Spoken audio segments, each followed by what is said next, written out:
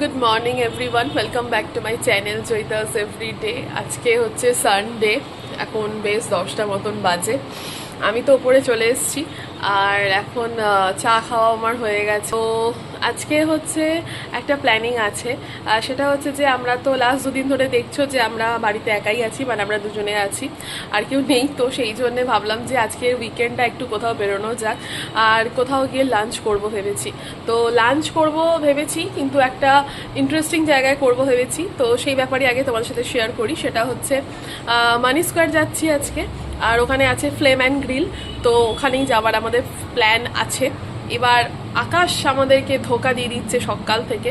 আকাশের তো মুখ ভার আজকে, জানি না কি হবে বা আদৌ যেতে পারবো কিনা, তখন যদি বৃষ্টি হয় বেরোনোর সময়। আর ওদের যে বাফেট টাইম আছে বা সেটা আমরা খবর নিয়েছি, সেটা হচ্ছে 12:30 থেকে মনে হয় 3 PM বা 3:30 অবধি, যাই হোক। তো ওর মধ্যেই আমাদেরকে যেতে হবে। এবার দেখা যাক কি হয় বা কীরকমভাবে আমরা বাফেটেই আদৌ খাই কিনা, সেটাও একটা ব্যাপার আছে, কারণ অতটা আমি খেতে পারি না। তো এখন বুঝতে পারছি না। রিক এই মুহূর্তে জাস্ট নিচে গেছে ফ্রেশ হতে, ও আসুক, তারপর ওর সাথে একটু আলোচনা করি, তারপর তোমার সাথে শেয়ার করছি।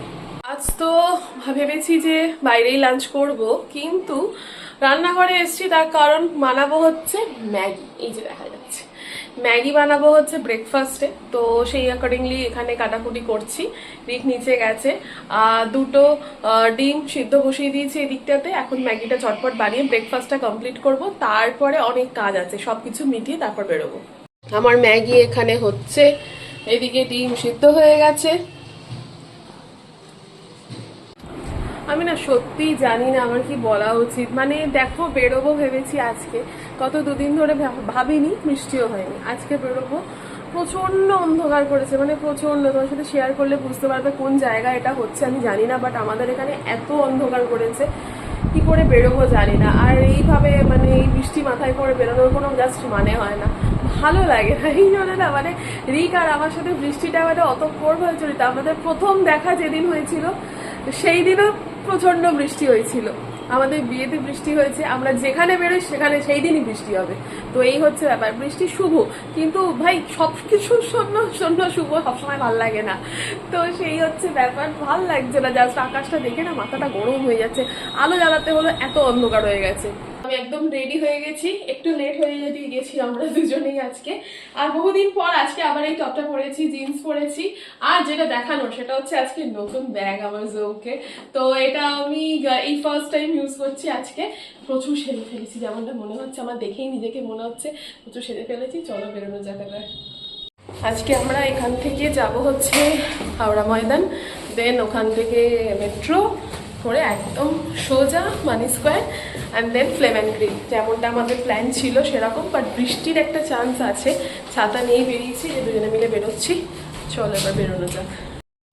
প্রত্যেক দিন এই অবস্থা, প্রত্যেক দিন। তাও দেখ এখন দুপুরবেলা এই অবস্থায় বসে আছি। আজকে ওয়েদারটা খুব ভালো, বৃষ্টি আসতে আসতে হচ্ছে, আমাদের কিছু করে পড়ছে, সুন্দর হাওয়া দিচ্ছে, ওটা বাজে গরমটা নেই অ্যাটলিস্ট, যাই হোক না কেন। আমরা চলে এসেছি, এখন 2টো মতন বাজে, আমরা মানি স্কোয়ার পৌঁছে গেছি। এবার ফ্লেম অ্যান্ড গ্রিলে যাচ্ছি।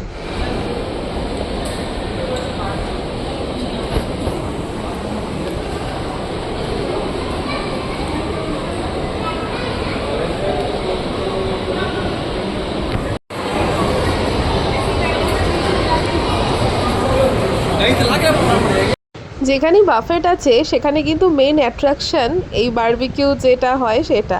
সত্যি কথা বলতে ফ্লেম অ্যান্ড গ্রিল আমার জন্য ফার্স্ট টাইম আসা। ভেতরে ঢুকে দেখলাম উইকেন্ড ছিল বলে বেশ ভালো ভিড় ছিল।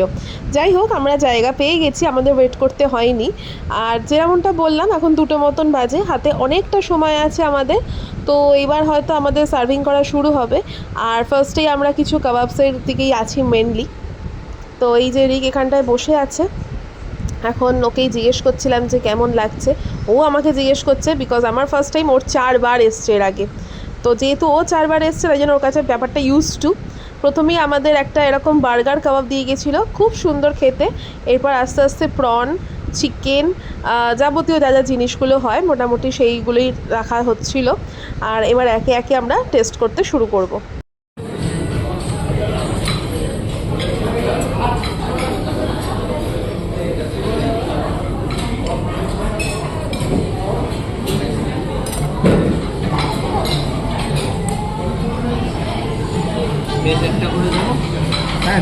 রিসেন্টলি রিক এই ফ্রেমটা বানিয়েছে, ওর চশমাটা যেটা দেখছো। তো ও একটু অন্যরকম ফাঙ্কি চশমা এবারে বানিয়েছে, তাই আমায় জিজ্ঞেস করছিল কীরকম লাগছে।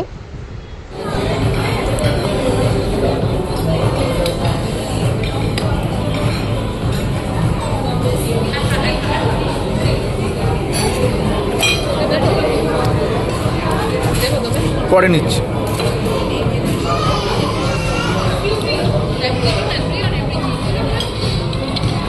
আমি প্রন আর মাশরুমটা ছাড়া বাকি সব কটা ট্রাই করেছি।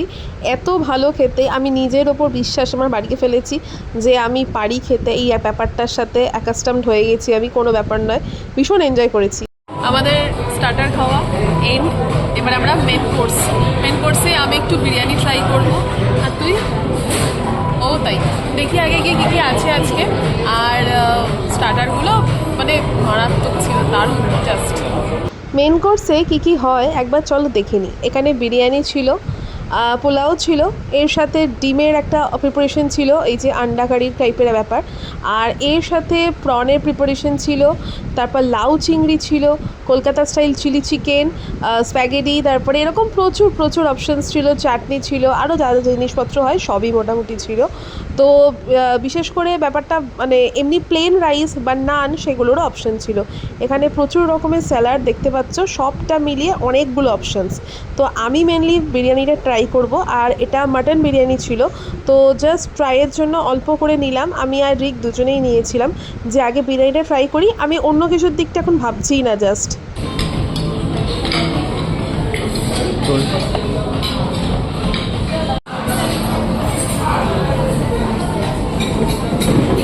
এটা আমার সেকেন্ড টাইম বিরিয়ানি, মানে বুঝতেই পারছো কতটা ভালো লেগেছে। তো এরপর ডেজার্ট কাউন্টারে চলে এসেছি। ডেজার্ট কাউন্টারে তো প্রচুর অপশানস। অ্যাকচুয়ালি রিক আমাকে বলেছিল যে ডেজার্টটা একটু বেশি করে ট্রাই করিস, আর এখানে বিভিন্ন রকমের চিজ কেক বলো বা পেস্ট্রিজ বলো, সব কিছু অপশান আছে, ওয়াটারমেলন থেকে ব্লুবেরি থেকে সব। আর এই হট গোলাপজামুনটা মানে এত সফট ছিল যে কি বলবো, প্রচণ্ড ভালো ছিল।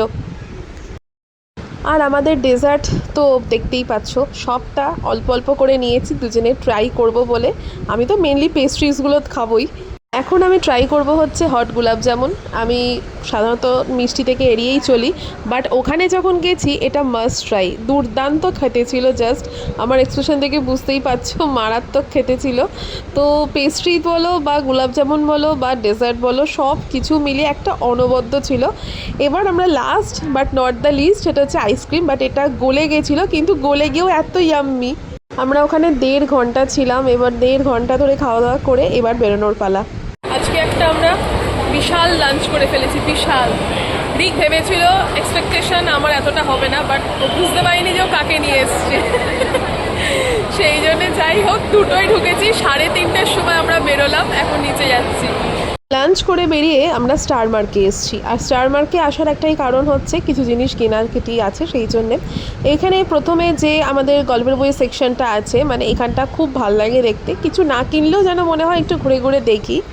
তো স্টার মার্ক থেকে বেশ কটা জিনিস কিনে আমরা বেরিয়ে গেছি। আর এইবার যাচ্ছি হচ্ছে একটা বিশেষ জায়গায়। আমরা ক্যাব বুক করে ফেলেছি, তারপর তোমাদের সাথে পুরোটা শেয়ার করছি।